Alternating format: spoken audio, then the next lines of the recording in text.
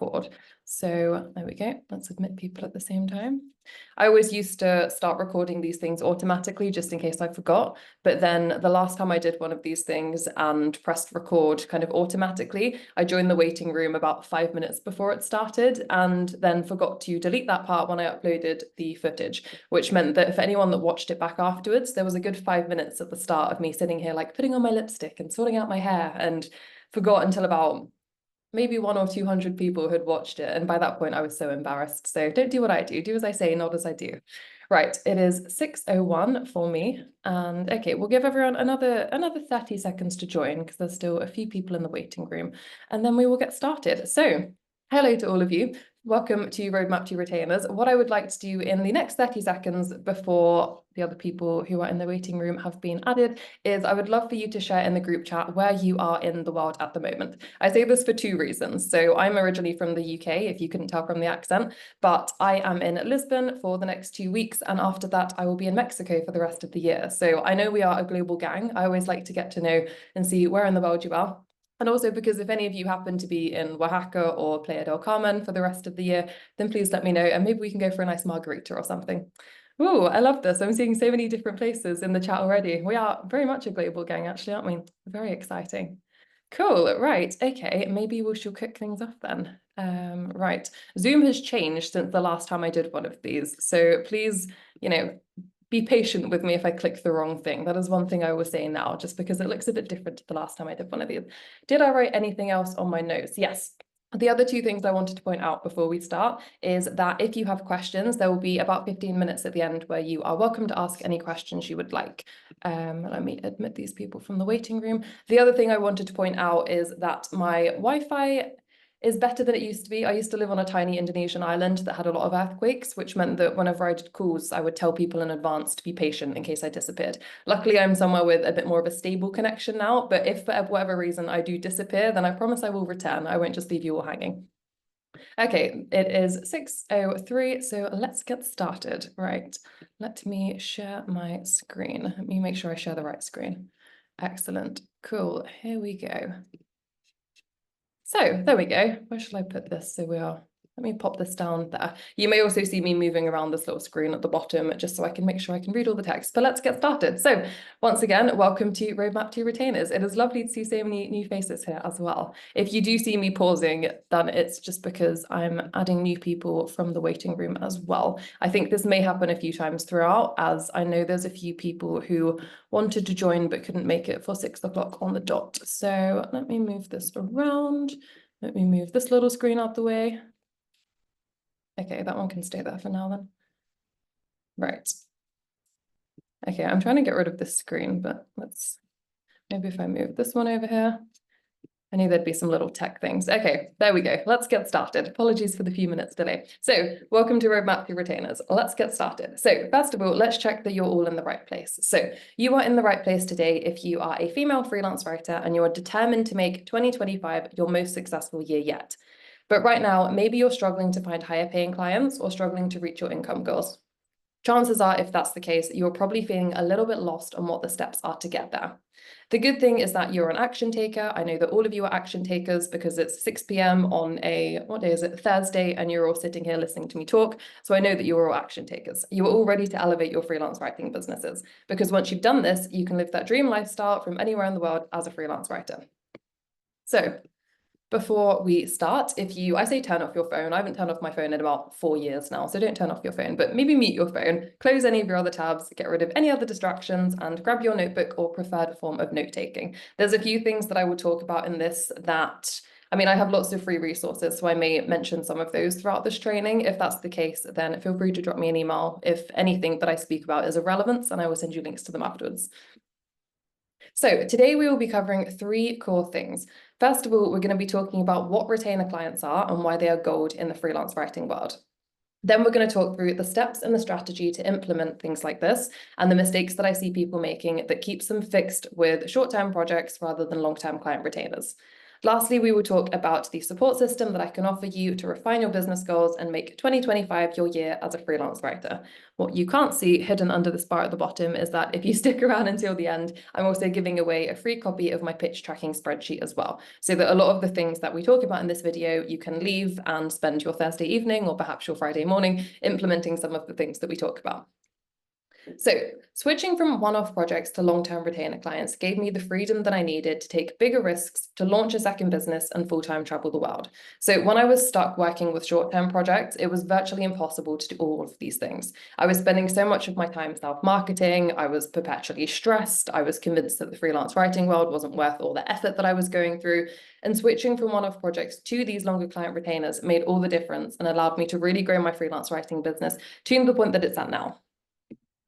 Because one thing that really frustrates me in the industry is that a lot of people are convinced that freelancing has to be feast or famine. They think that there's times when things are amazing, but they think that almost inevitably that's followed by a period of having no clients and struggling and just always this roller coaster of things being difficult. But I don't think it has to be that way. And one thing that I really, really like to focus on in my work as a freelance writer, in my newsletter, on LinkedIn, things like this, is that freelancing can have that consistency. And for me, I think I feel so much more confident in my freelance writing business than I ever felt when I worked in-house. I feel like I have a lot more stability, and that's something that I really like to champion in other people as well.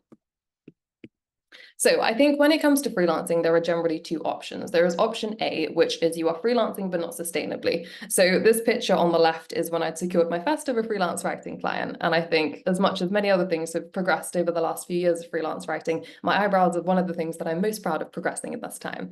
So this was when I'd literally just secured my first freelance writing client. And for the next year after that, things were just stressful. Like I did have some freelance clients and I was working as a freelance writer. If anyone asked me what I did, I would call myself a freelance writer, but it wasn't sustainable.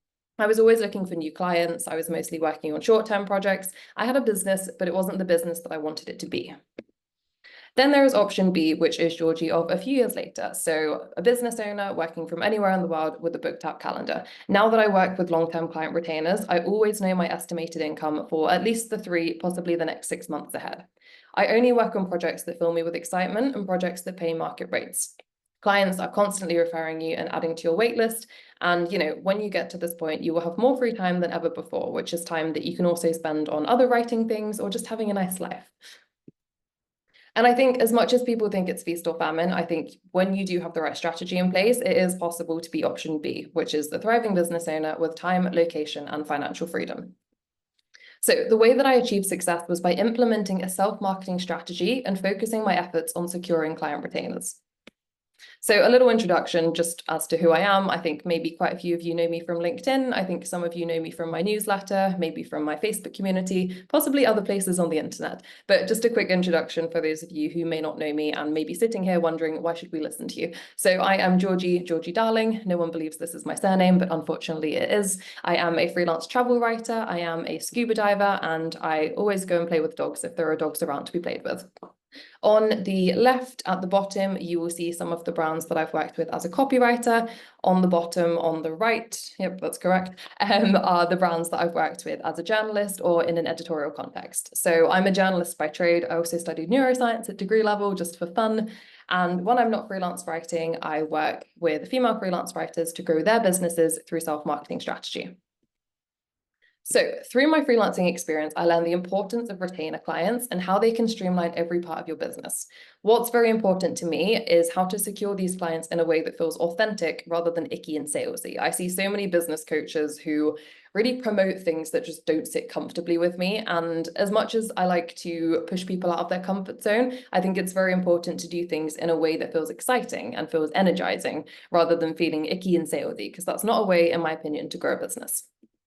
So I remember what it's like when I first struggled with growing my business, and this is a little throwback again to Georgie when she first started properly freelance writing. I was burnt out. I was always scrambling around for work. I was working 7 days a week. I worked with clients who mostly took advantage of me. One of them very famously never paid me 60% of the invoice that I sent off. And because I didn't really know what to do, I just let her get away with it. I was spending hours every day, like applying for things, writing pitches, just trying to put myself in front of as many people as possible, but without any real strategy in mind. I didn't bother setting any income goals because it just felt a bit intimidating. I was like, I know I'm not going to hit them. And overall, I just generally felt a bit lost. I was like, surely freelance writing doesn't have to be this hard when everyone on LinkedIn makes it look so easy. And I knew that this wasn't a sustainable approach. I knew that if I wanted to have a proper freelance writing business, I needed to change something, but I didn't really know what I was doing wrong. I knew that the process I was following just wasn't the one for long-term success. And what it basically boiled down to was that most of the things I was doing were only a few weeks long. So I would go through and work with a client and really enjoy the project. And then 2 or 3 weeks later, they would be like, cool, have a nice life. And that would be the end of it. And then I would be back to square one of having to find new clients, and it just felt exhausting. So now I have a strategy in place that means I have enough retainer clients to hit my income goals, and I have a constant flow of new clients reaching out to me. And that's all because I focused my efforts onto this self-marketing strategy that we'll talk through today.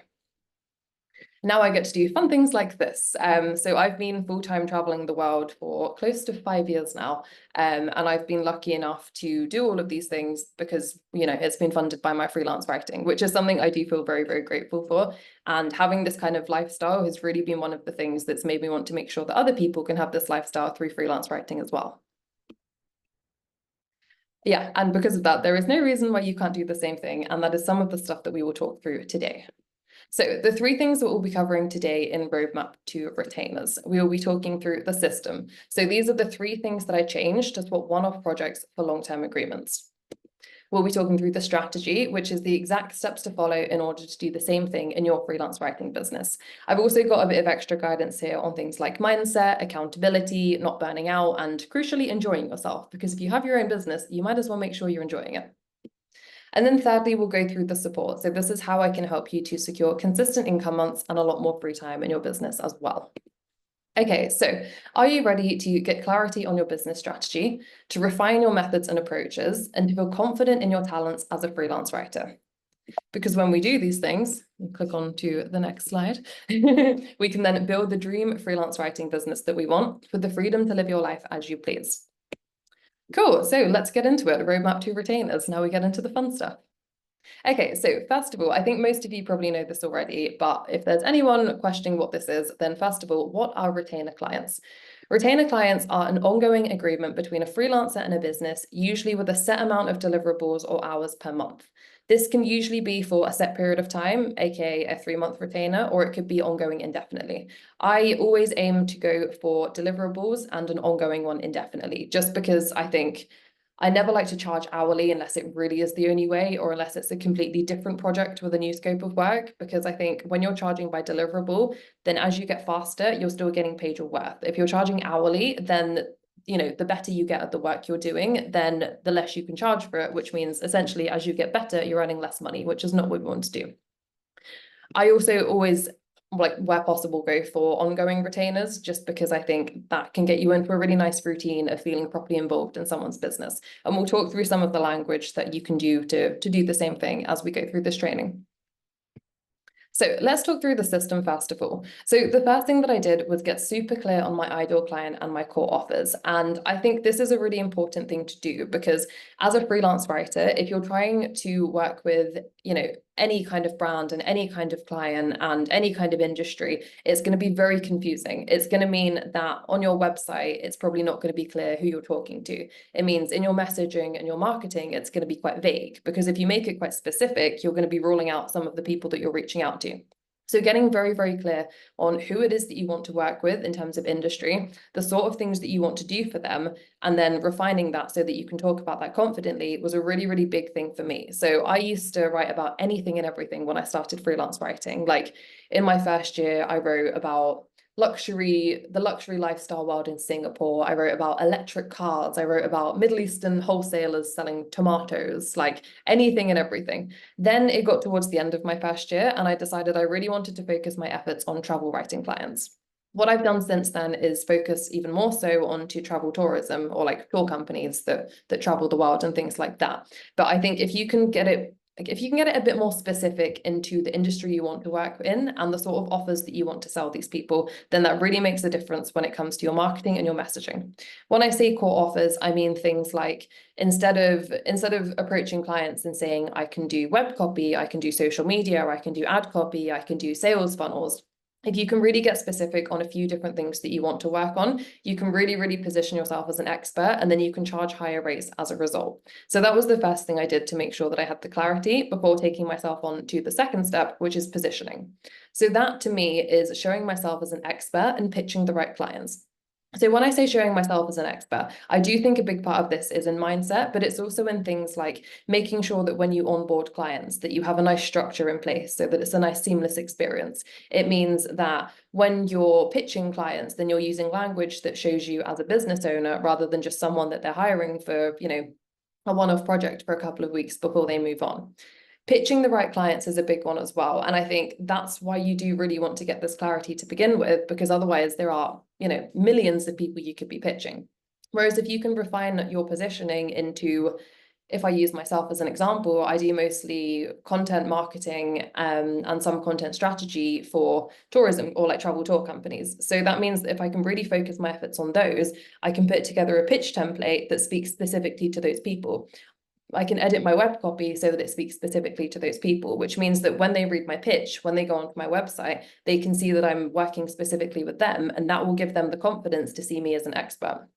There's an example that I've used quite a few times before with my coaching clients, and that's the birthday cake example. And that's the fact that, I say birthday cake example, this is just one I've made up myself. It's not rooted in any kind of experts, let's say. But the birthday cake example goes like this. So say that it's someone very special to you's birthday coming up and you want to get them a nice cake. You can either go to the supermarket, you can buy them a nice like £7 cake from Tesco's, and I'm sure it will do the job, but it won't be anything overly fancy. Or if you want something a bit more bespoke, something that this person that you really care about is really, really going to appreciate, you're going to go to the fancy bakery down the road and you're going to pay more, but you're going to get something that's really bespoke, that's really fancy, and you're really going to value it more. You're going to pay more, but you would expect to pay more for the quality. So when it comes to pitching the right clients and showing yourself as an expert, you want to position yourself as the fancy birthday cake. You don't want to be the supermarket option. You want to be the refined option that someone will come to you for, expecting to pay more, but knowing that what they get is going to be brilliant quality in return. The third part of this is confidence. So what I like to do whenever I work with long-term clients, or when I'm, approaching clients with the intention of working with them long-term, is I have a proposal template. So what I can really do there is get the client daydreaming about all of the things that we could achieve together. I think one thing a lot of freelance writers fail to do is actually tell the client that they want to work with them on a longer term basis. And from the client's perspective, if they've hired you for one short, web copy project, let's say, if it gets to the end of that project, if they don't know that you are open to more work, they may just, say thank you and send you your final invoice or whatever, and then walk away because they don't know that you are looking for more work. So if you can make it obvious from the get-go that you are open to working with them on a more longer term basis, then it just opens a whole new world of possibilities of making sure that everyone involved is very crystal clear about what they're looking for, similar to dating. So the next thing we will go through is the strategy, and I've broken this down into 3 sections. So it's the things to do before you are pitching these clients, then we'll talk about things to do during the pitching stage, and then we talk about what to do when you've onboarded them to make sure that they are open to the idea of working together long term. So I've touched on a little bit of this already, but the first thing to do before pitching your new clients is getting super clear on your niche and your ideal clients. And I think the best way to show this off, once you've got a clear idea of who this person is by having a website and a LinkedIn that speaks to your ideal client. I've said LinkedIn if relevant here, because if your ideal client isn't hanging out on LinkedIn, then as much as it can be a nice place to hang out and a nice place to grow a community, it may not ultimately be a good business decision.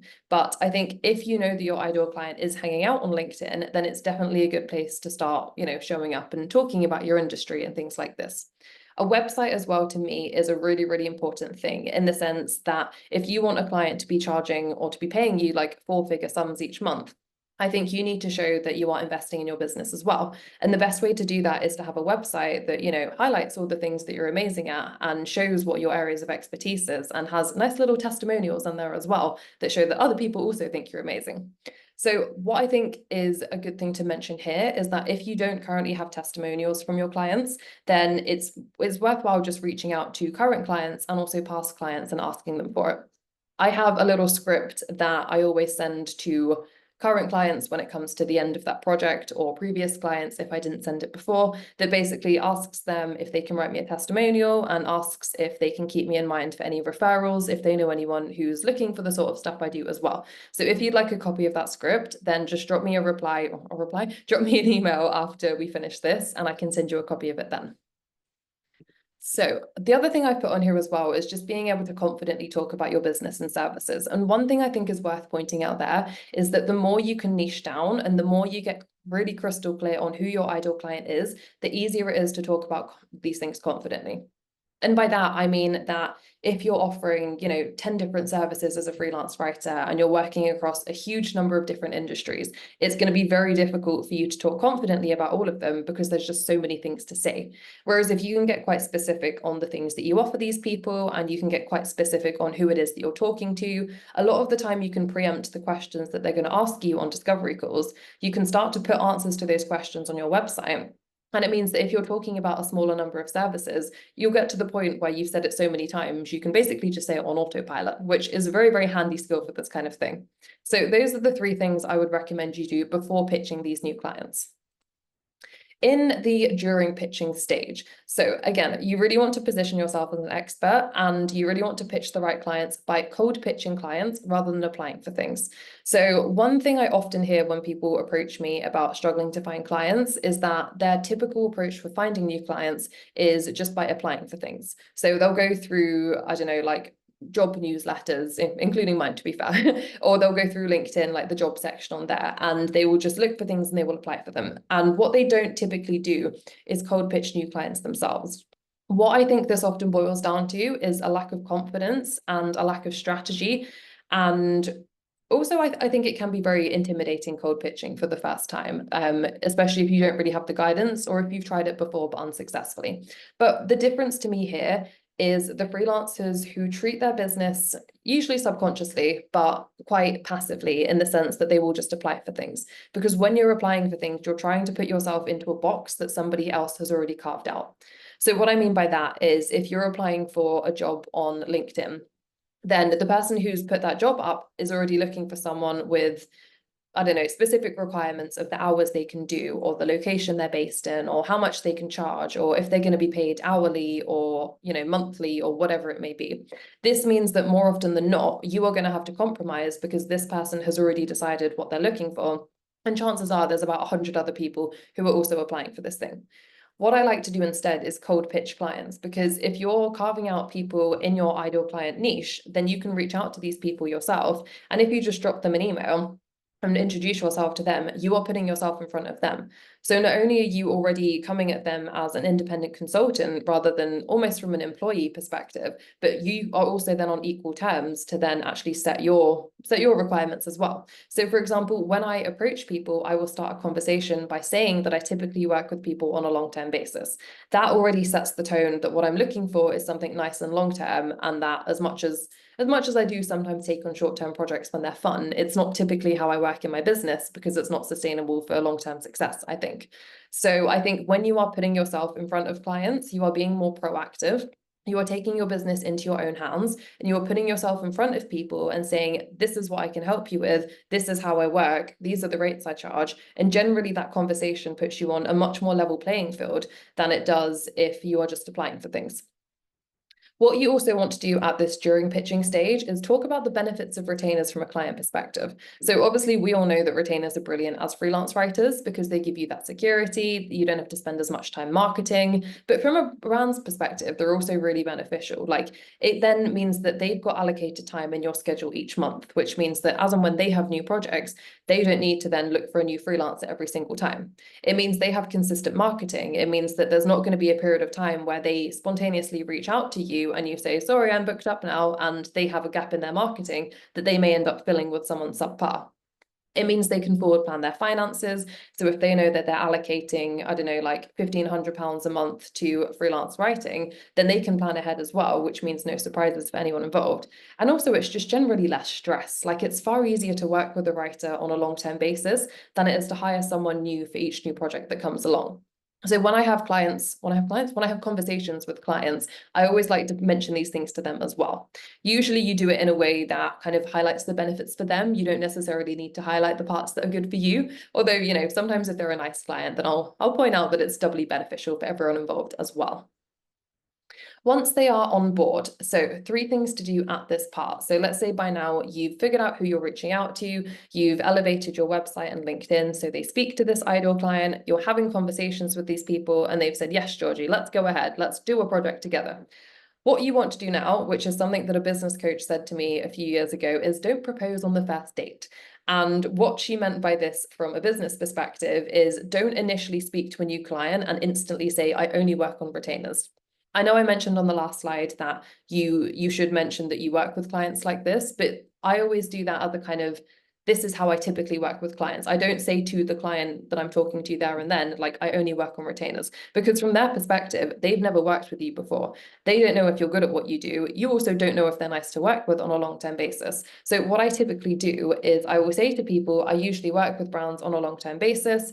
What I like to do there, where relevant, is point out that some of the clients I've worked with for like 3 years by this point, because that's just a nice subtle way to point out that you are a good person to work with, because if other people are working with you long term, that suggests that you are good at what you do and that you're not an awful person. So if you can slip that into conversation, I think it's very worthwhile doing that as well. If you are not currently working with client retainers, which I imagine may be the case for the majority of you on this call, then you don't have to lie and say, oh, this is how I typically work with clients. You can just rephrase it slightly and say, you know, for the rest of the year or for 2025, I'm focusing my efforts on long-term clients, and just phrase it that way instead. So what you want to do, rather than proposing on the first date, is look at the long game, but see if you can warm them up a little bit first. So I like to start with a smaller project to make sure that we are a good fit to work together. And then usually towards the end of that project, I will suggest working together on an ongoing basis. So let's say that I've been working for 1 month with a travel tourism company, and I'll wait until the beginning of the 3rd week, let's say, and then I would drop them an email and say that I've really enjoyed working with them, that I have some capacity from October onwards, and I see that they're struggling with X, Y, and Z, or I can see that their marketing goals for the rest of the year are X, Y, and Z. So if they would like to keep working with me, then, you know, I would love to have a conversation with them about that. If they say something positive, whether that's a straight up yes, or whether that's okay, let's have a conversation about this, what I then like to do is map out what that would look like on a typical month and then design a package that supports that. What I think is a very useful thing to do here is to listen to the language that your client is saying in the previous parts to where you are now. So let's say that you have a discovery call with this client and they talk through let's say how they wish that their newsletter was more consistent, and let's say that newsletter writing is something you do. When you're writing out what this typical month would look like, you want to mirror that language back to them of being like, you know, I remember you mentioned that you struggle with consistency for your newsletter. I propose that, you know, I would do 2 for you per month, and just basically mirror that language back to them, because that's really going to show the client that you understand what they're saying, that you understand what their pain points are, and it's going to give them the confidence that because you've listened to this, you can therefore help them with this. Okay, so when it actually comes to marketing your services, because I think there's a difference between pitching and marketing. So I think when it comes to marketing, first of all, you want to choose 1 or 2 platforms to focus on. And I say this because, especially when you're at the point of looking for new clients, it's very easy to feel like you need to be everywhere all at once.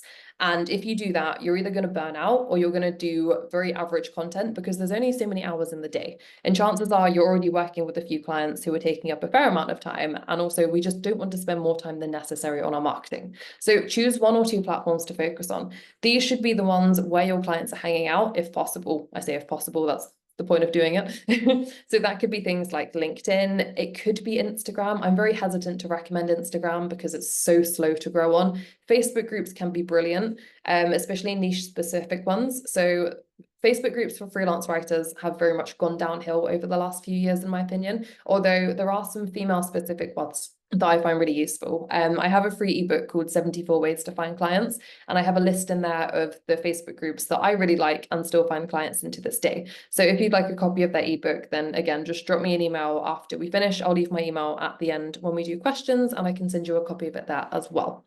What you also want to do when you are showing up on these platforms is think about which ones you enjoy the most. And to be realistic, I know none of us love self-marketing. I know no one wakes up on a Monday morning and thinks, yes, I get to post on LinkedIn. But what you want to do ideally is choose the things that you detest the least. So let's say that you hate video content. I would say don't post on TikTok. If you really love designing things in Canva, then see if you can play around with LinkedIn carousels or something. Like, think about the sort of content you enjoy. It could be that you really love long form content, so you could look into writing newsletters on LinkedIn, or, play to your strengths with these things, because that's how you're going to do it the most consistently. And that's how you're going to tolerate it, even if you don't actively enjoy it. When it comes to marketing yourself sustainably, and this is a really important thing for me, because everything I teach about growing a business is doing it in a way that works long term, which means not burning out and doing it in a way that you are going to enjoy and leaves you lots of free time. So the first thing I would suggest here is to make it a habit to avoid overwhelm. When I say make it a habit, I mean look at your calendar for, let's say, the 4 weeks ahead, map out any deadlines that you have already, and then look at the spare time you have. What you ideally want to do is choose a specific time each week to focus on one specific platform. So let's say that you look at your calendar and you can see that Tuesday mornings between 9 and 11 a.m. are typically quite empty. Tuesday mornings could then be your time to market yourself. That could be the time that you spend writing LinkedIn contents or adding content, or adding to your pitch tracking spreadsheet, or reaching out to people you've worked with in the past to ask about referrals. But when you give yourself this consistent block of time, you are far more likely to stick to it. If you just tell yourself, this week I'm going to do some self-marketing, then if you're anything like me, it gets to Friday and you're like, oops, that didn't happen. Let's try again next week. So when you can plan these things in advance and give them a specific time, you are far more likely to stick to it. And it does get to the point where if you do have a consistent period of time, it does just become a habit, and you'll wake up on Tuesday and be like, oh, I guess it's the morning for self-marketing again. It's not by any means the most exciting part of having a business, but it could be the most financially beneficial, in my opinion. Remember too that scheduling and automating things are absolutely brilliant. So I would say 95% of the content that I put out is scheduled in advance. I really like batch writing content. So what that typically looks like for me is putting together a list of kind of content prompts throughout the month. So I have a doc on my notes app on my phone where I'll just add any prompts throughout the month of interesting conversations I've had, or things that clients have asked me, or things I've seen on LinkedIn. And then I'll sit down at one point in the month. For me, usually that looks like when I'm on a plane, because I have zero attention span and there's no distractions when you're up in the air. And then I will sit for that, 2 or 3 hours, whatever it is, and I will write out my posts for the month, and then I will schedule them. Whenever I say this, some people ask me if I think that scheduling things is detrimental for reach and engagement. And to that, I will say I have not noticed any difference. Like, I've been posting on LinkedIn for close to 2 years now. It'll be 2 years as of January. And as of, this month, I have close to 18,000 followers. So I don't think it's been detrimental to schedule things. So if that's one thing that's been putting you off, then maybe hear that as something reassuring. The goal here as well is to build out your efforts over time. So one thing that a different business coach told me a few years ago is that usually it takes about 90 days to reap the benefits of the work that we're putting in. So I see a lot of people trying to do these kind of things for about 3 weeks. And when they haven't seen results in 3 weeks, that's when they will typically give up and try something else. And if you're always trying different things, you're never going to build the consistency to actually reap the benefits of the work that you're putting in. So I would really encourage you to choose this specific period of time, turn it into a habit for your business development, and then just keep at it for 3 months. I promise you, after 3 months, you will see some results. On the mindset side of things as well, because I think it's all well and good talking about strategy, but if you don't have the business owner mindset to match, you're not going to get very far. So one thing I always point out to people here is work on removing the freelance emotions, because, okay, growing a business is going to be intimidating. There are always going to be things that push ourselves out of our comfort zones. But I think the only way to stretch your comfort zone is by doing the things that make you uncomfortable. And I will use these kind of webinars as a prime example. Like, the first time I ever did one of these webinars, I put it off for a year because the business coach I worked with at the time kept on telling me to do it. And I was like, ugh, I don't do public speaking. Like, I can't do anything like that. Before I did my first webinar, I was so nervous. Like, I went for drinks on the beach with my friends beforehand. And I think I had like 2 cocktails before I did my first webinar. I like paced around the room for 30 minutes. I was so nervous. And I mean, I think it went relatively well. And now I've done so many of these things that I just sit down and chat, and it feels like I'm just chatting with a group of friends. But that's one of those things where at the time it became such an almost overwhelming part of my business that I just put it off for so long. When actually, if I'd started doing it sooner, I could have, reaped a lot of the benefits a lot earlier as well. So it's a case, I think, in my opinion, of feeling intimidated or feeling, I don't know, frustrated or whatever the emotions are, and telling yourself that you're going to do the thing that feels scary, even if it does feel scary. Which leads on nicely to the next point, that confidence comes from proving yourself wrong. So by proving yourself wrong, you are going to build this confidence, and you are going to build the stepping stones to tackle bigger and scarier things. I am someone who is a chronic overthinker. That's what I've said. That's also what my therapist has told me in the past. And I always used to think, like, what's the worst that can happen? But what I try to think now is, what's the best thing that could happen? So let's say that there's a client you want to reach out to and they feel very, very intimidating. Worst case scenario, you reach out to them and they don't say anything, or they reject you. Best case scenario, you reach out to this client, they say yes, they become an incredible new client that you work with for however long. And that's not going to happen unless you actually reach out to these people. Which again leads on nicely to this third point, which is that rejection is inevitable. So, as a freelance writer, you are always going to be rejected by some people. If you haven't been yet, then it's going to happen at some point. It's one of those things it's a when, it's not an if. So I think it's almost taking the notion that you're going to be rejected by people, and again, just kind of putting it next to you and being like, yes, I can see this, it's very frustrating, but we're going to push past it anyway. So don't necessarily see it as a bad thing, because the faster you get over your fear of rejection, the easier it is to focus on the good bits and the growth. And a little final reminder. So I think it's very important to stop getting in your own way. And I say this as much to past Georgie as I do for, I imagine quite a few of you who were sat here in our little Zoom room. So what I like to do is challenge myself to do the scary thing. So what you can do there is basically write a list of the things that are intimidating you, and just set yourself a goal to do one thing each week, or two if you really want to challenge yourself. So at the start of this year, I decided that I was going to set myself a challenge to do more things that make me uncomfortable. And that as a notion is obviously not a very nice thing to work towards. But I think when I made it into a challenge, it meant that I would see these sort of things with a bit more motivation than I think I would have done had I not gamified it to start with. If you're not sure what the scary things are inside your business, look back at the goals that you set, whether you set them by writing them down or just kind of thought about them in your head at the start of the year. So what are the things that you've wanted to do this year inside of your freelance writing business? And if you haven't done them yet, what is the reason why you haven't done them? And I know sometimes life just gets in the way, but think about the things that deep down you know that you could have done or you could have tried to do, but you put off because they felt too intimidating. And just make a list of those things. And they're the things that we're going to very slowly start to work through. And I think they're the kind of things you can challenge yourself to do one of each week. And again, the more you can make this into a business habit, the more beneficial it's going to be. So if you tell yourself that every Tuesday at 3 p.m. you're going to cold pitch a brand that seems scary, or every Wednesday you're going to send a travel pitch, or look at what's on the list of scary things and just make it into a routine to start working your way through these things one at a time. Because the thing is, I know that you are all great at what you do. Like, again, you're spending your Thursday evening watching a business webinar, which shows that you are all very dedicated to growing your businesses. So remember that you're a talented writer. And this, I think, is very important, because when you're freelance, you don't have a boss to promote you or to big you up. Like, you are responsible for doing these things yourself and putting yourself in the rooms that do feel a bit uncomfortable in order to grow. And if you need a reminder, make a nice things doc. So, God, I wish I'd given this a better name, but a nice things document is something I recommend far and wide to pretty much anyone I cross paths with. And it's basically a blank Google Doc that you can fill with copied and pasted client feedback that reminds you of how talented you are. So I started this when I first started freelance writing and just called it Nice Things, probably with the intention of never sharing that name publicly. And anytime that someone has, asked me to do something intimidating, anytime I've wanted to do something that pushes me out of my comfort zone, I will read through this nice document of feedback, and then I will do the scary thing afterwards. And then I've been a little bit bolstered by the fact that I think I can do these things just because I've read through all this feedback, and it's reminded me that I know that I'm good at what I do. And a few ways to keep yourself accountable. So I would always recommend, if you can, to find an accountability buddy or some kind of support group. Ideally, this can be a freelance writer, but if not, then just someone else who can keep you on track.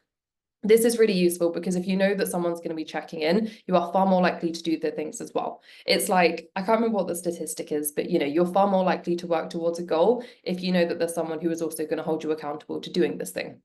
I'm just checking the chat because I can see lots of little notifications. I just want to make sure I'm not missing anything important. Oh, I love this. I like an all good things folder. A smile foul. Sorry, I'm going completely off on a tangent here, but I'm really enjoying watching and reading your comments here. So, and in answer to one of the comments about if you leave early, you can access the recording. Yes, I will be emailing out a recording afterwards. Cool. I'm enjoying seeing you all commenting, so feel free to keep commenting and I will read them when we get to the end, along with any questions that you have.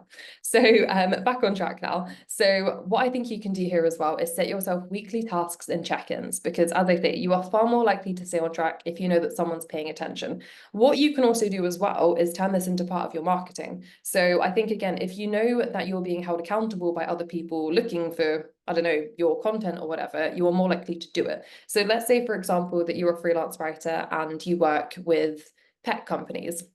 Then you could set yourself a challenge that every Friday on LinkedIn, you're going to share a post that highlights one of your favorite pet companies or something. And that's going to be beneficial because you can mention their copy. You can also tag the brands in them each time. And that's really going to just get you more involved with that industry and that specific niche on LinkedIn. And if you get into a habit of doing it every Friday, and if you can share as part of that post, you know, every Friday I'm here sharing a funny brand in the pet industry, whatever it may be, then you're going to have that accountability of knowing that next Friday, there's going to be someone out there who is waiting to see your post about your favorite pet company of the week. This is a very random example, but, you know, just for the sake of giving an example.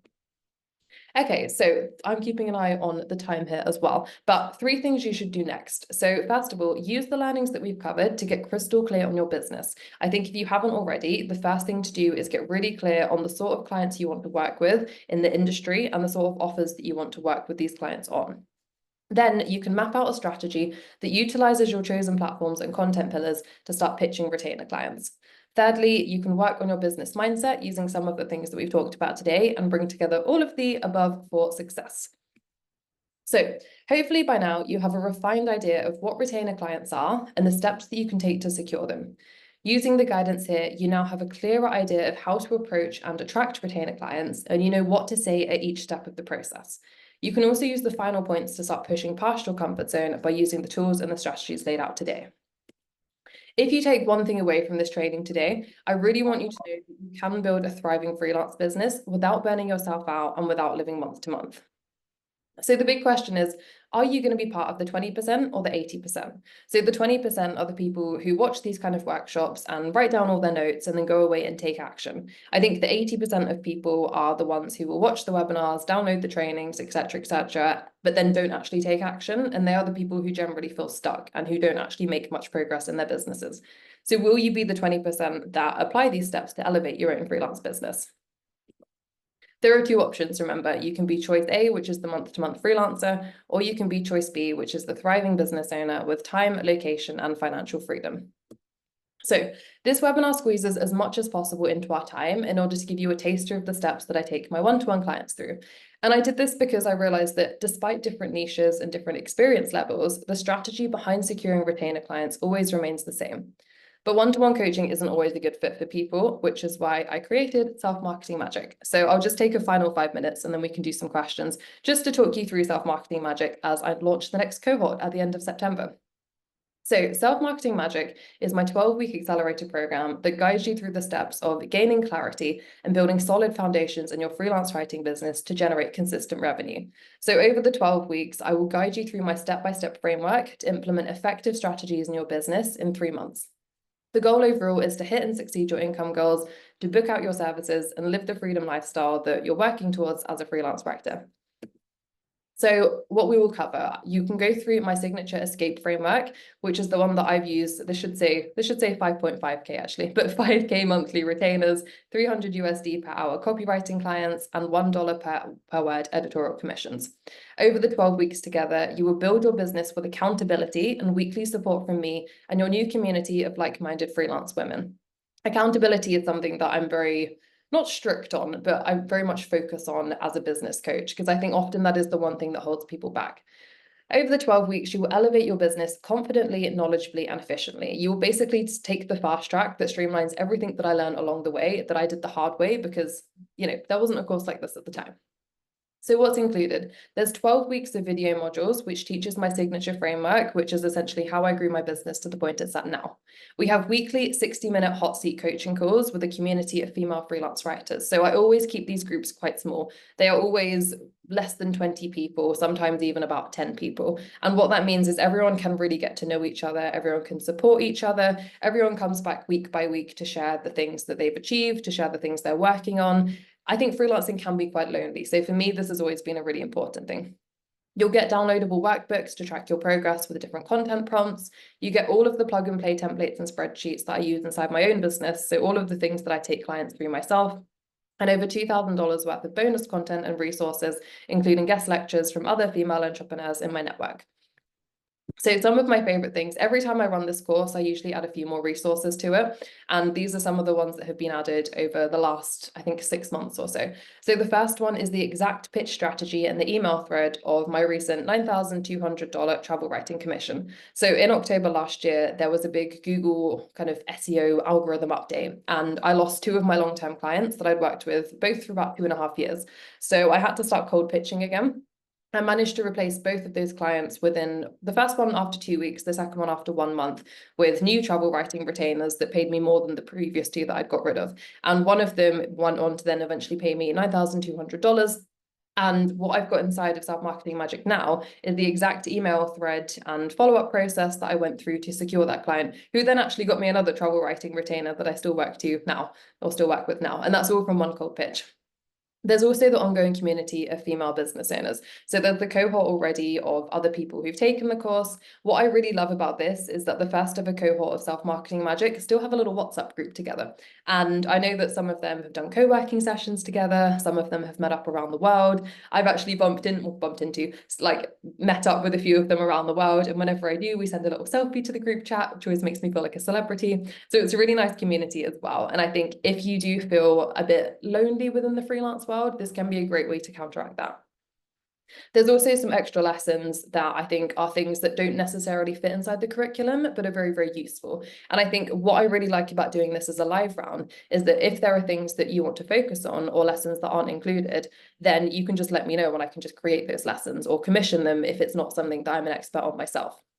Lastly, there's an Impress Your New Clients toolkit, which means that as we're building out your business with new retainers, you can take all of the things that I use inside of my own freelance writing business and, use to successfully onboard those retainers to look really professional. So there's things like an onboarding questionnaire, there's templates for like tricky client conversations, there's referral scripts and things like that. There's an SEO blog best practices cheat sheet, an SEO cheat sheet, all of these little things that you are welcome to basically take and copy and paste and brand into your own colors and then send off to your own clients. A few client wins from previous cohorts. So I've kept all of these just as first letters, but you'll see some of these longer testimonials on the website. But people have secured multiple new client retainers during the course, have quit their jobs to go full-time freelance, refined their business with retainer offers, and have now been working remotely from around the world. Constant flows of new clients through LinkedIn. Some people found their first ever freelance writing clients. One person set herself a goal of earning $6,000 monthly and hit it within 1 month. And then by the second month, she was at 6.7K per month. And one other person at the bottom of the screen was brand new to freelancing after having been made redundant as a writer and was zero to hero in the sense that she was brand new to freelancing. And I worked with her about 1.5 years ago, and she's been booked up with clients ever since then, and like almost 2 booked, I think. There's also a fast action bonus, which is for the first 5 people who sign up by Monday, 23rd of September. So you get an extra 60-minute one-to-one call with me where we can take a deeper dive into your business, map out your goals for the 3 months, and really, really decide what you're going to focus on and your exact framework to follow along the way. So lifetime access to the entire program is valued at over $2,000, and there are a few different payment options. So there's a single payment, there's a 3-month split payment option, or a 6-month split payment option as well, which means that you can get started for £150 when we begin the course in 10 days time, 11 days time, whatever the 30th of September is. This is just a little bit more information as well. There is also a VIP option. This has 2 spots. There's actually 1 spot available for this now. But if you're looking for a bit more support and a bit more guidance from me specifically, then the VIP option obviously includes everything else that the course has, but also has 2 extra one-to-one calls with me to be used throughout the course as well. So enrollment closes on Sunday, September 29, because we start on Monday, the 30th of September. And it's a 12-week course. So that means that we wrap things up like 10 days before Christmas, which means you can put your laptop away for Christmas, have a nice Christmas holiday, a nice New Year's Eve, and then go into 2025 having all of your business strategy mapped out and feeling a lot more confident about the industry. So you can sign up using the link below. I will also post it in the chat in a moment. And yeah, that brings us to the end. So for those of you who wanted a copy of the pitch tracking spreadsheet, if you go to www.thefreedomroute.com/free gift, you will see it there. You will also see a nice blank space where the replay will be uploaded when I've had a chance to do it. So ignore the blank space for now. But thank you so much for showing up, and I hope I can welcome some of you into Self-Marketing Magic now. So what I will do now is I will stop sharing my screen, and then I can answer any questions that you may have. So thank you for so many of your lovely comments in the chat as well. So yeah, if any of you have any questions, then feel free to either put your hand up or post in the chat. We do have 3 pages of people here. So maybe if you have questions, then yeah, I wonder if there's a way that I can bring the people who have questions to the front. What was the website on the last slide? If you mean my website, I will post it in the chat now. So that is my website. And then this one is where you will find the pitch tracking spreadsheet. And then this one of Marketing Magic, I think is the correct URL. It's going to be embarrassing if it's not, is the link for the course page. I see we have a hand up from iPhone. It doesn't actually tell me what your name is, iPhone, but feel free to ask your question. Hi, sorry about that. It's just I've come back from work and joined on my phone straight after. All good. Thank you so much for that. It was so informative. The question I have, I'm not going to take up too much time, is I've just moved countries about a year and a half ago, and I've gone straight into a permanent job. But before moving in my home country of Pakistan, I was working with clients, and one of them was a retainer client where I was working with somebody month on month for a set number of content I used to write. It was YouTube scripts. But what I've had trouble with since moving is I haven't been able to crack into the market in the UK. Like, I've got the experience, I've done the work, but I've just not been able to find clients in the UK and get started on just, sort of get the ball rolling here. I've got a job, I've got those things handled, but this is what I want to do, like in the future. I want to build a freelance business and I want to have more freedom, but I've just not been able to crack into the market. So are there any tips you have for me on that? I guess my first question there would be, what methods have you tried so far that the UK market specifically is not responding to? So I've tried cold emailing some companies that work with freelancers that I've found out about from some people in my network. I've tried applying to LinkedIn jobs, and I guess that's pretty much everything I've tried at the moment. Not a lot.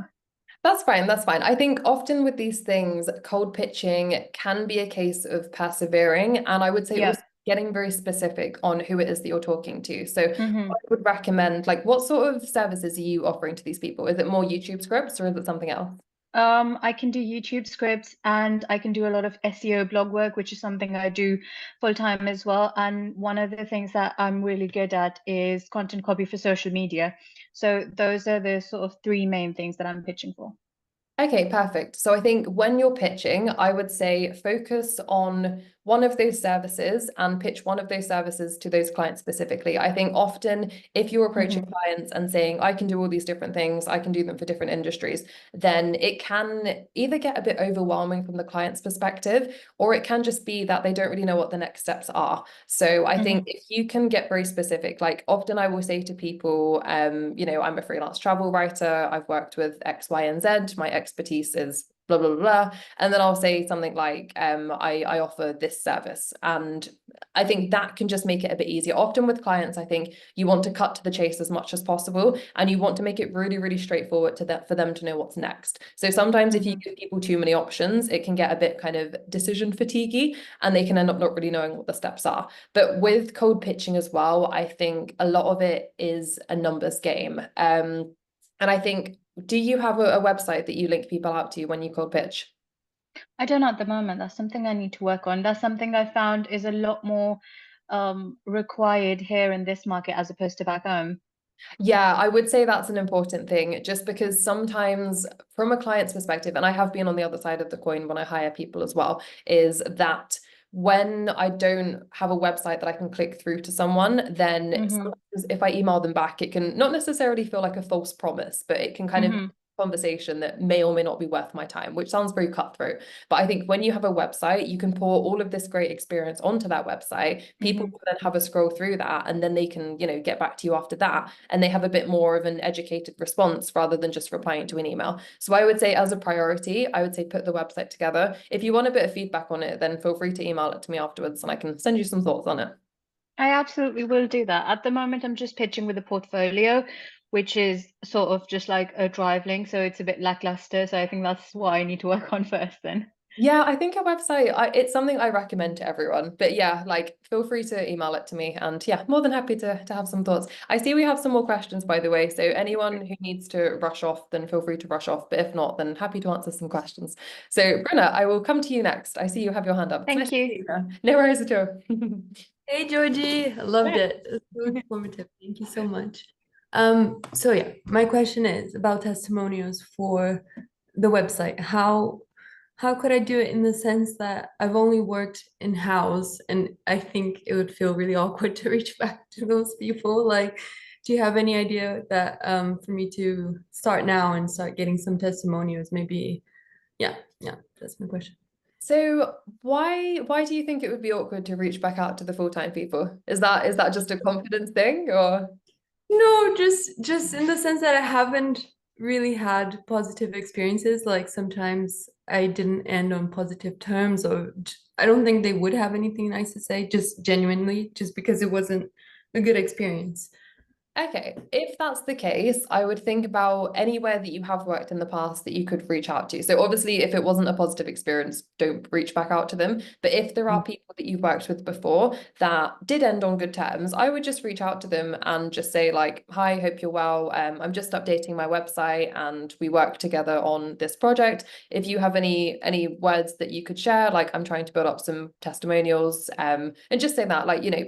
Generally speaking, people are nice and they will be happy to help. So it's one of those things that, again, worst case scenario, they just don't reply and you feel a bit, you know, rejected. But ultimately, you know, there's nothing bad that can come from it. What you can do as well is, as you're starting to work with new clients, just make it a habit that when you've been working for them for a while, then just to reach out to them. Like, you know, if it's been a month or something, you can basically say the same script and say to them, "I'm updating my website now that we worked together for a month on this project. I'd love if you've got any words you could share on that I could share on my website." And just do it that way. Like, I think it's good to just get into a habit of these things. And that way, when you make it a habit, it feels less personal and it feels like just another box ticking exercise in your business. Yeah, thank you. That's a good idea. No worries. Kay, I see you have your hand up as well. What's your question? Hi, thank you so much. This has been so rich, and I'm going to be reflecting on a lot of this for a while. I wanted to ask you how you would suggest maybe positioning yourself when you're kind of in multiple industries or multiple roles. So, for instance, I am a writer, but I'm also an editor. So I'm wondering kind of how, like, what sort of your suggestions are around that. So how I like to position things like that is to think about the things that you want to focus on. So what your priority is out of those. And if I use myself as an example, I do mostly travel writing, but I still work with a few fashion and beauty clients. But my website and my LinkedIn and most of my pitching is very focused on travel clients because that's my priority. So when it comes to choosing your priority, I would think about the things that are going to be most beneficial financially and the things that you enjoy the most and the things that people ask for the most. So ideally you want to find the midpoint of that Venn diagram, which isn't always the easiest thing to do. But if you do have an idea of what that midpoint of the Venn diagram looks like in terms of things you enjoy, things you're good at, things people will pay you for, that will show you where you should focus your marketing. What you can also do, which is what I've done myself, is my website, mine's hosted on Showit, which does make it a bit less of a useful example. But my website, when you just go to like my normal freelance writing website, it is all travel focused. So it speaks specifically to travel tour companies. But what I do is when I reach out to fashion and beauty clients is I have a duplicate web page, which is basically the same URL, but like /beauty or something. And that is basically a copied version of my landing page, which is exactly the same, except everywhere that it says travel, it instead says fashion and beauty. And what that means is that it didn't really take me long to do because I basically just copied and pasted the page and duplicated it. no one can find that fashion and beauty page unless I send them the specific URL. But it means that when I want to pitch those people, I then have this separate page that is very, very tailored to what those clients are looking for, and I can send them that one instead. So if you do both writing and editing, then let's say you decide to focus your efforts on writing, but you still want some editing clients, you could make sure that all of your website is specifically tailored to writing clients, but then you could have a separate, like, it could be hidden or it could be visible page about editing, and you can send that specific page when you're pitching to those clients. Does that make sense? Yeah, thank you very much. That's great. No worries at all. Does anyone else have any questions? We have timed this perfectly, to be fair. It is now, well, I was going to say 9 p.m, 7 p.m. for me on the dot, but I can't see any other hands raised. But if anyone does have any final questions, then last chance here. I'm just seeing a few things. Oh yeah, do we have? Oh yeah, Esther, you have a hand up. I was trying to see where the hand had appeared from. Okay. I'm sorry, I can't put on my camera. It's not coming on. I don't know why. That's okay, don't worry. Okay, I have some questions. I want to find out how effective is cold emailing when you're pitching clients, because I was told that emails that are sent from a cold email go to spam. Is that true? There's lots of factors at play there. So I find cold pitching really, really effective if you're doing it strategically. If you're just sending out hundreds and hundreds of emails to loads of different industries, then it's probably going to be quite weak messaging, and therefore I don't think it's gonna deliver. So I think when you are cold pitching, you do want to get very specific with who you're talking to. The other thing I would say when it comes to cold pitching is that you need to be careful about the email address that you're sending it from. So for my freelance writing, I've always used my Hotmail account that I've had for 15 years now or something, because that's a very old email address and it has a lot of authority in the email world because it's sent and received thousands of emails at this point. So one thing you may find is that for any of you who are creating a more business email, so let's say mine was hello@georgiedarling.com or whatever, then if that's a relatively new email, it often doesn't have the same authority as an older email address because it hasn't sent or received as many emails, especially because there were these new filters that came in at the start of this year, I think. So what you want to do, if you've created a business email, then those ones typically will go to spam to begin with. But what you can do is basically just start sending and receiving those emails to people that you know, just to build up a bit of authority of people opening those emails and clicking them,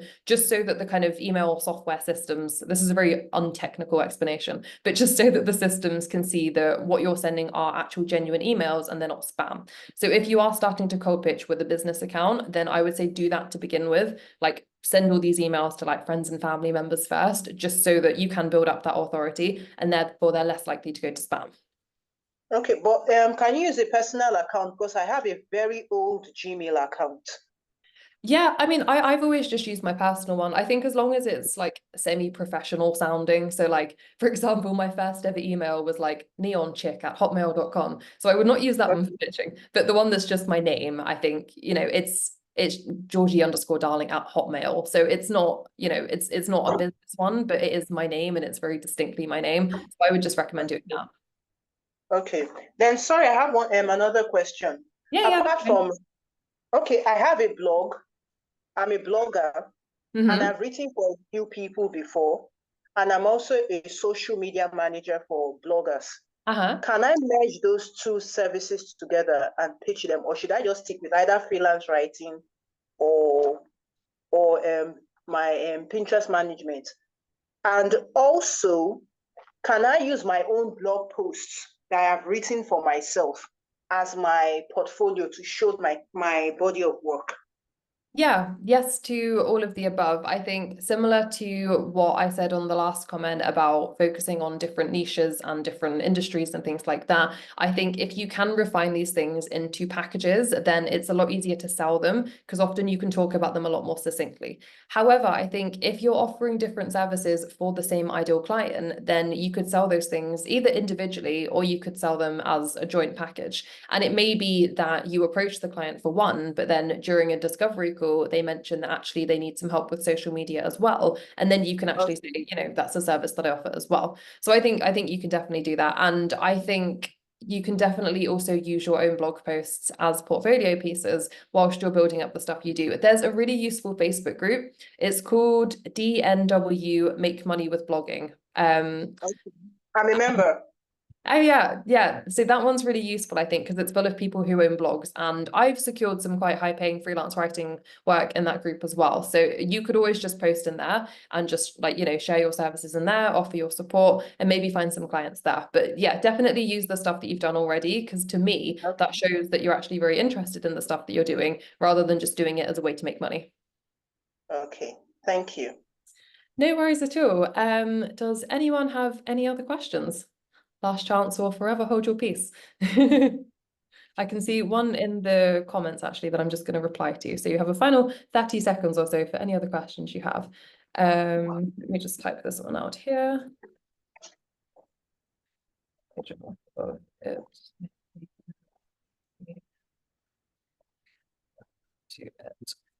Cool. Okay, I will stop typing away as. Oh, okay. So it says, what was the group? Let me post that in here as well. Yes, there we go. Perfect. Thank you, Kay, for jumping in. Yeah, that one's quite good, I think. It's just full of bloggers who often are looking for freelance writing support. So whether you're a blogger and you have questions about the industry, or whether you want to write for bloggers, I would recommend joining it. Yeah. But they don't let people pitch. Sorry? They don't let people post about their services. I asked from their admin and they didn't allow me. They said it's against their rules. What I like to do with things like that is kind of post a bit more subtly. So for example, when I've tried to get my freelance writing ebook, and I mean, it's a freebie. So when I say I've tried to get it in front of people, it is to genuinely be helpful. But when I've tried to get that in front of people before, I will share it rather than just saying, this is what I can help you with. I will say to people, like, these are 5 tips that I can share about finding clients in Facebook groups. And then at the bottom of the post, I'll just put one line that says something like, oh, actually, I have an ebook on this. If anyone would like a copy, then feel free to, drop me a message or drop me an email and do it that way. So it's still promotion, but it's a lot more helpful promotion, I think, if that makes sense. Yes, thank you. No worries. Maya, I see you have a hand up. What is your question? Oh, actually, I just saw the answer to my question in the chat, so I'm good. Oh, no worries at all. Cool. I guess this brings us to the end then.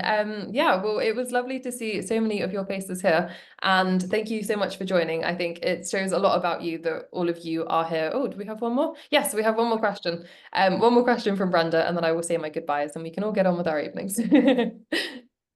Nice, thank you. I have a question. I'm marketing myself through LinkedIn, right?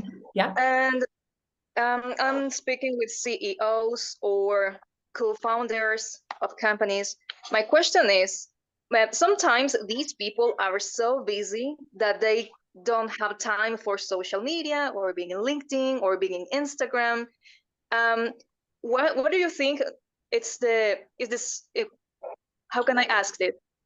What's the title of the people, of the most influential people close to them? Because let's say that a CEO wants to hire someone, but they say, hey, but I don't have time for that. So I will ask to a friend or someone in the company who I can reach out, and maybe this person can recommend me somebody.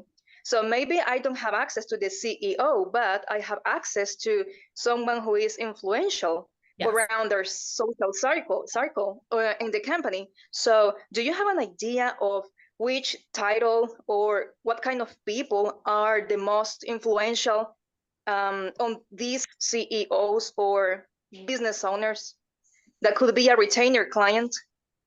Yeah, so I would never recommend reaching out to the CEO unless it's a really tiny company. I think generally speaking, just like you say, the CEO is not going to be the one making that decision unless it is a really, really teeny tiny company. So I would always look for the head of content or the head of marketing or the CMO or the marketing manager. I think what can also be quite useful here is the bigger the company, the smaller, or I guess the lower rung on the ladder you want to go for. What I think can be quite a good kind of trick for this is pitching someone who is a bit less senior, who can basically give you either the way in or give you the contact details for someone a bit higher up. And I've done this accidentally myself. So I reached out to someone like a year or so ago, and they were like, sorry, I'm not the person that you should speak to, but here's the email of Sarah in marketing, let's say, who can chat with you. And that was perfect, because then I had a way into that person. And one thing that I do really like to do whenever I get this kind of opportunity is I can reach out to Sarah in marketing, and I can say like, hi, Sarah, Lucy in marketing told me to reach out to you. And that in itself is a very nice way of just kind of forming a connection between the person that you're reaching out to and, you know, the person that you want to speak to, just by giving you that little bit of familiarity. So what you can also do, especially if you're using LinkedIn for pitching, is go on to the company tab on LinkedIn, and go onto the company page, go onto the people tab, and then select marketing, and it will show you the list of everyone who's in marketing who is on LinkedIn for that company. Then when you've got that, you can either just pick someone on there or do a little digging to see if you can find the email address of someone on there. But generally go for people who are a bit lower down rather than higher up. So just to recap, it was the head of marketing, marketing manager, and who else? I'm sorry. Yeah, pretty much anything with marketing in the title, marketing or communications or content. I think those are the keywords you want to look out for. All right. So, but yeah, gotcha. But not the co-founders or not the vice presidents or something like that? No. No, unless it's like a tiny company of about 2 or 3 people. I think you want to leave the CEO to do like CEO stuff, and you want to speak to someone who is more specific to the department that you can help them in. But I see a couple of comments. Thank you. No worries at all. I see Abigail and Louise say in the comments, would you recommend contacting the managing editor of a company for a cold pitch? And what positions would you recommend contacting for copywriting work? So I think the answer for these is actually the same. I think generally I think for a cold pitch, if it's more editorial content, I would say the managing editor could be a good person to go for. Or like if it's editorial content, then sometimes like department heads, no, that's not the phrase I'm looking for, like section heads and things can be quite useful. Generally as well, I think if you can go for someone a bit lower down, then they are more likely to be able to put you in contact with the correct person, even if the person you reach out to can't directly, you know, hire you themselves. And I think for copywriting work, I would say pretty much the same as what I just mentioned to Brenda. So I think for copywriting work, you can still look for someone who's like head of content or head of marketing, because those are typically the people that hire you for that kind of thing as well.